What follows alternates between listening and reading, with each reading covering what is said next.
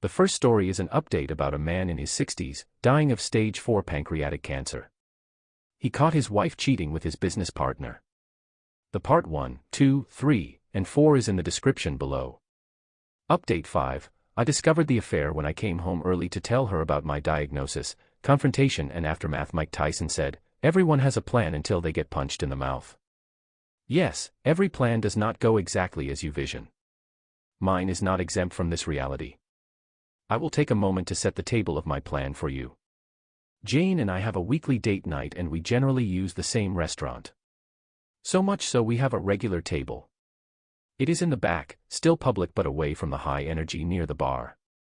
I decided that this would be the place I confront her. I planned to do it after the end of dessert. I got my lawyer and his wife's reservations at the same time. I gave our server the payment for both of our party's meals before we began. She has been our server for years. I had Carol on call to help Jane after I leave. My plan was to end the meal with a conversation about our relationship. I wanted to record it. Then I would confront her, tell her about how I know, my diagnosis, and the plan for what I want, and give her a letter asking her to not contact me or my family or come to the farm. I would have the letter witnessed. I would also leave her a briefcase full of evidence along with the divorce papers. Then get up and walk away. I expected her not to make a scene to protect her social status. I did record the conversation. She gushed about how great our relationship has been over the years. She talked about how great we are as a team. I asked her if I treat her right, have ever abused her, etc. She said of course not. Then I asked her why she cheated on me. She stated that she does not know what Carol told me but that it is she is wrong. I told her I had already known before Carol told me. At that point everything I think Jane had prepared to counter this conversation left and so did the color on her face. All she could do is ask, "What?" I then told her to let me get through this without interruption and she shook her head in agreement. She went from a confident and prideful woman to a woman with the deer in the headlights look. All she could do is nod. I then explained how I came home after my meeting with my doctor. I was rushing home to have the most difficult conversation with the one person I wanted to talk to. I explained that when I drove up, I saw his car. I then checked the cameras and saw they were in privacy mode. I decided then to go to the farm. I told her that I still had footage, and she almost interrupted to ask how, but I just put up my hand to remind her to let me finish. I told her about my diagnosis and plans not to fight the disease. I saw the heartbreak in her eyes, and I got angry. How can she feel sorrow for me? But I moved forward. I then signaled the waitress, and she went over and got my lawyer. They both came to our table. My lawyer handed me a briefcase and a folder with a letter. I told her that I don't want her to contact me or my family or come to the farm after I left tonight. I signed the letter and asked the server to witness it. The server and lawyer then watched me give the letter to Jane. I then dismissed them. I then concluded by giving the briefcase to Jane. I told her I know much more than she expects. I was totally destroyed. That there are divorce papers in there already signed by me, and she can sign them and start the divorce proceedings. I told her I don't expect to survive a contested divorce. That as long as I am alive, she can stay at the home in town. I will be at the farm. I will not see her after tonight. I don't want to hear any excuses. I have called Carol to help her home. In true fashion, Jane kept her composure in public. She just uttered a quick "but," I just reminded her I am leaving, and I am done. I went to the server and gave her a generous tip, found the owner, and apologized for not giving him a heads up. As I am leaving, I see my son at the door with Carol. Carol passes me with a quick smile then a concern in her eyes for Jane. My son grabs my truck, and his wife drives me to the farm. My son and his wife stayed with me Friday night. I finally got them to go home at midnight. I went to sleep with a great sense of relief, but with a renewed feeling of loss. But I was able to accomplish the task I needed to do. The family came to the farm on Saturday to make sure I was okay. I felt a bit coddled, but it was a good day until Carol came by in the afternoon. She said that Jane fell apart Friday night, but I guess contacted her AP on Saturday. After the conversation, Jane realized she was just being used by the AP and was really in a bad state. Carol made sure to tell me that Jane did not ask her to reach out to me. But she feels that if I could talk with Jane for a bit, then it could give Jane the strength to keep her out of my life. Carol knows how to frame her requests. I reluctantly agreed to a 2-hour discussion at the farm with Jane.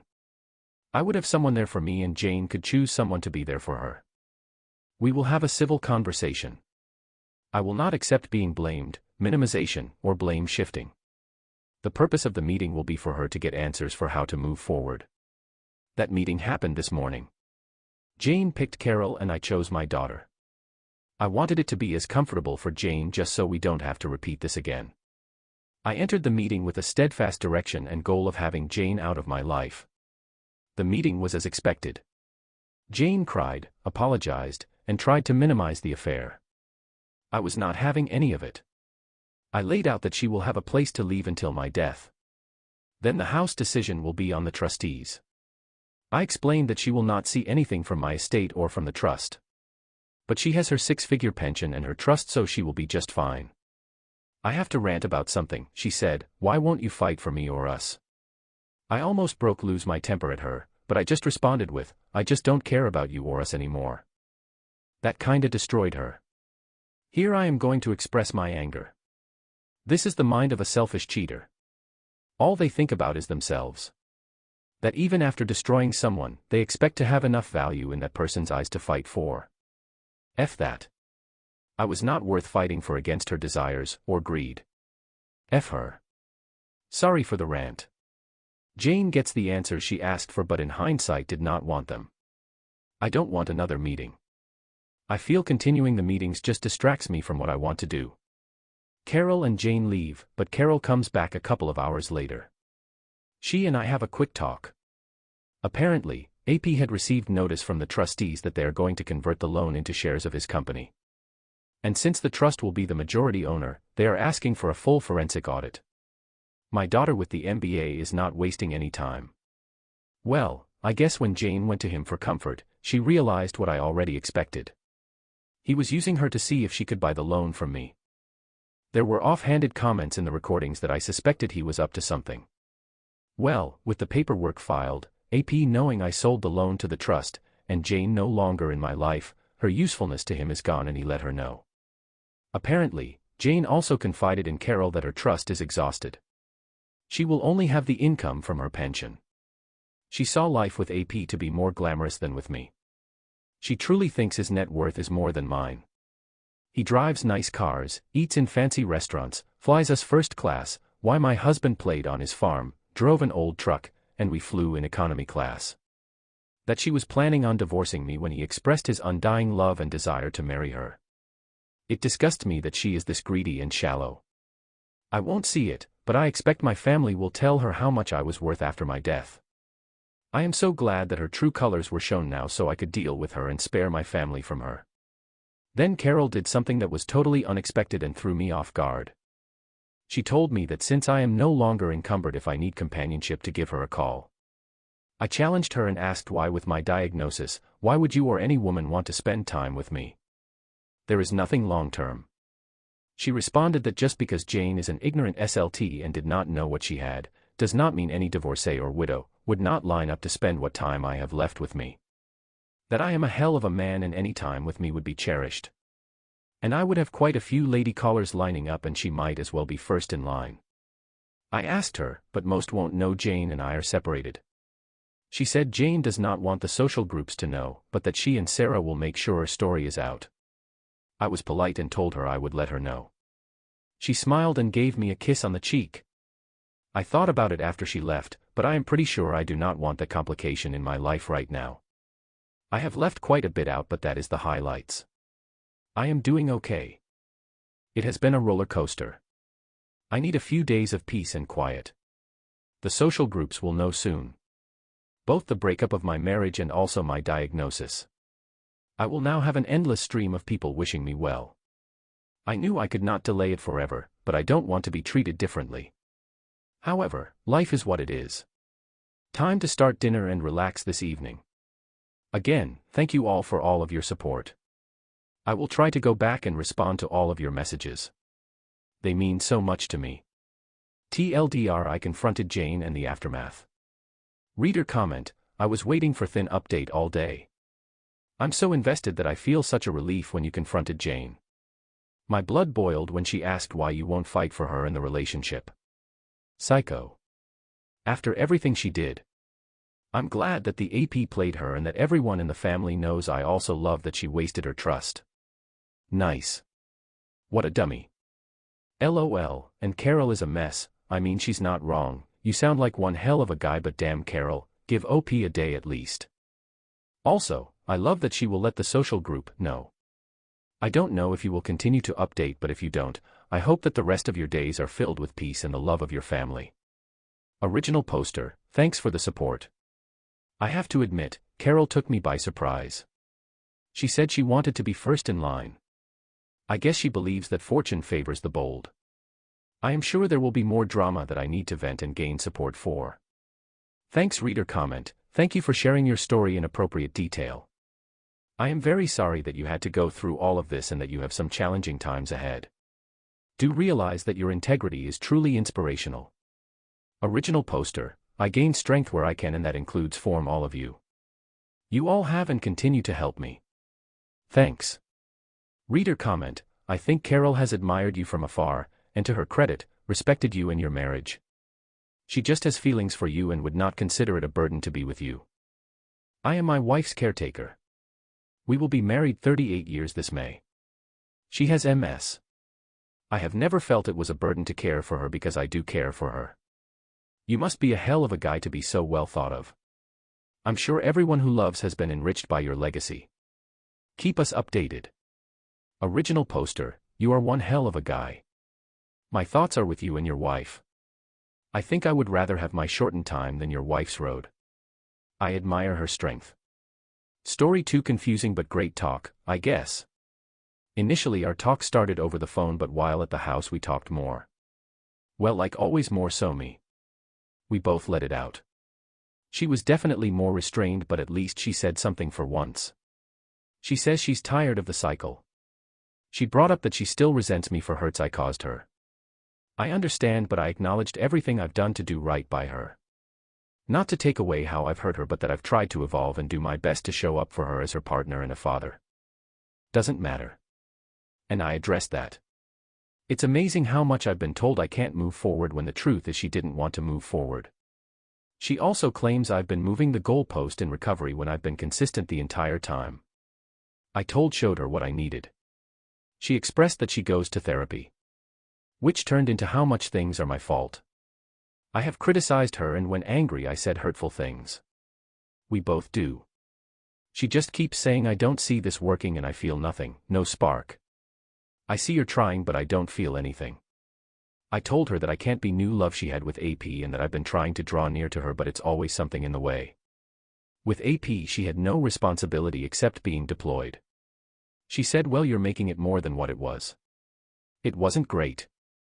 I said, sure, but it's still more than what I've gotten from you. He got to be with you without kids and the mundane stress of life. You worked out together, had sex and laughed. I begged for that. She just kept going back to I don't want this. Then she said how the therapist said we're in a cycle. I said I know, I said all of this before we even saw her. She keeps going back to my criticism and then she says I love bomb her. I guess I do. We fight and I always have to fix it. She takes me expressing my needs as straight up criticism. Everything I say that goes against her is criticism, and that's how she won over the therapist. I told her how me speaking up or saying how I feel isn't an attack on her, and I keep trying new ways to get to her without her feeling that way, but there's always this high resistance avoidance. She admitted that. She then began to get triggered mad because I brought up the ways I failed her, hurt her, and ended the convo. To summarize, she felt she wanted to leave me after our son was born, and her staying was her being a people pleaser and ended up hurting me more. I'll take the honesty even though it hurt a lot. Not really new information. I left examining myself and apologizing over and over again. At best I got out of her is I know I hurt you, I'm sorry, but I don't want this. The saga continues. Reader comment, I'm sorry forsaken, but it just doesn't sound like there is any common ground to build reconciliation on. My wife also tried to tell me how bad our marriage was, and, in the end, it just sounded like a list of her insecurities. I was too young when we met, if I hadn't been a virgin but more silly experienced, if I hadn't been so extroverting and outgoing, and the ultimate, I was afraid of you because of the rows we were having. I couldn't help my age, and it didn't bother her at the time because I was so mature. I couldn't help being a virgin. Was I supposed to rein my personality in around other people? And as for the rows, well, those were mostly down to her lying about her affair and her refusal to stop seeing AP, who used all of the above as reasons to doubt me in his pursuit of her. When someone you love rationalizes their actions in this way, there is no argument you can make to convince them otherwise. I was fortunate that my wife was able to see at least part of the truth, but it took her to see AP for what he was before she could see me properly. I think your problem is your wife's therapist defending her position, and it may be that your wife will never see a way back. She certainly never will if she stays with the therapist she has. Original poster, at least she admitted she hasn't figured out her why. She said she needs to figure out why she gave up on us and turned to other men. I understand her resentment, but I know for a fact she's never dedicated herself to at least protecting her heart. Of course, I've only confirmed her feelings over and over again by lashing out or complaining. But I've tried over and over to explain. Which is manipulative to her. If I could do it again, I would have just kicked her out years ago, but I tried to make it work because I had been through that with my ex and I really wanted to be a family. I love her. I just did a bad job at showing her. The course I asked her to do would have helped with her why that tremendously, but she didn't do it. Reader comment: it sounds like she is giving any reason and you keep allowing it by always being the one to fix it when you fight. I also think you should have a therapist that doesn't take sides. If you're not comfortable with the MC, find a new one. Original poster: she isn't our therapist anymore. Just hers. The therapist isn't necessarily wrong, it's just every session was about the things I did wrong. How I made her feel. Whenever I tried to speak on my POV, it would be glossed over. I know I criticize her, but it's not like we both don't. I don't know how to address issues without it being an issue. It's like I'm not supposed to have an opinion on anything. I've tried every approach. Even the ones the therapist suggested. It was always me trying to talk, and it was usually radio silence on her end. WP didn't yell at me much, but her abuse was in straight up ignoring me for days and weeks at a time. She wouldn't say she loved me, let alone hug me. I would talk about the stonewalling and abandonment, and the therapist would just bring it back to my criticism. I kept getting told how I can't move on from her affairs, yet the whole time it was her not even truly forgiving me for my past failures. I took that on so much I barely made time for myself over the past 4 years. I've done everything. Raising the kids, teaching them, doing housework, fixing things, building things. I tried to prove myself to just get something. Nothing. Just. I'm unhappy. I've told her everything, given her every resource to make things right on her end. Books, courses, she would read a book and take out the parts pertaining to the betrayed. She wouldn't do a course. She'd make me feel bad for questioning her. Saying she feels trapped. She felt trapped because she was never really in it. Always 1 foot out the door. It was her who asked me to move into the house. Our conflict always coincided with things she wanted to do versus my opinion.